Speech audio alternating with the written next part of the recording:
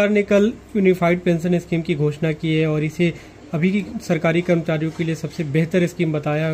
देखिए, unified pension scheme new pension scheme से भी ज्यादा बदतर और खराब है और ये देश के कर्मचारियों के साथ एक बहुत बड़ा धोखा है।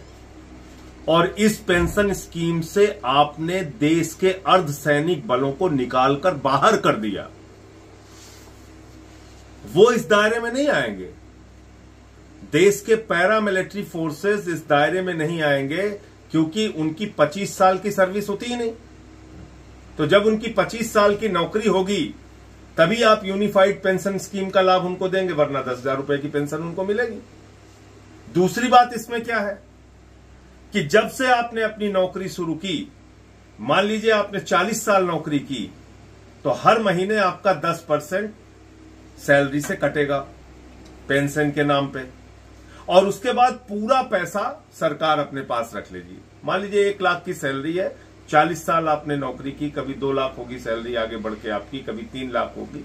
जितना पैसा आता है 10% के हिसाब से वो पूरा का पूरा पैसा सरकार रख लेगी अपने पास। उसके बाद क्या करेंगे, अंतिम के 12 महीने जो हैं उसका एवरेज निकालकर 6 महीने की तनख्वाह आपको कैश में दे देंगे और फिर ये कह रहे हैं कि एवरेज सैलरी निकाल के आपको आधा पेंशन देंगे। पहले तो आपने एक बहुत बड़ा अमाउंट कर्मचारियों का मार लिया, लाखों रुपए जो अपनी पूरी जिंदगी में उनके 10% कटौती के नाम पे इकट्ठा होगा।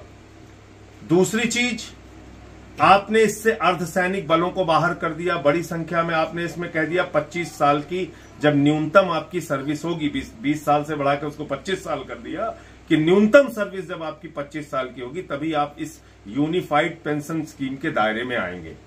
तो कुल मिलाकर ये एनपीएस से भी ज्यादा बदतर यूपीएस आया है और देश के कर्मचारियों के साथ एक बहुत बड़ा धोखा मोदी सरकार ने किया है, जिसको इस देश के कर्मचारी समझते हैं और इसका जवाब हो जाए। आप लोग अभी भी ये मांग कर रहे हैं कि ओपीएस बहाल किया जाए। भाई, पुरानी पेंशन स्कीम बहाल करने में आपको क्या समस्या है? आप ओपीएस बहाल कीजिए और उसमें जो सर्विस का टाइम पीरियड है पेंशन के लिए वो 20 साल है, वो 20 साल रखिए। आपने बढ़ा के 25 साल कर दिया, पैरामिलिट्री फोर्सेस तो बाहर हो जाएंगे ना इससे। जी, एक दूसरा बड़ा मुद्दा भी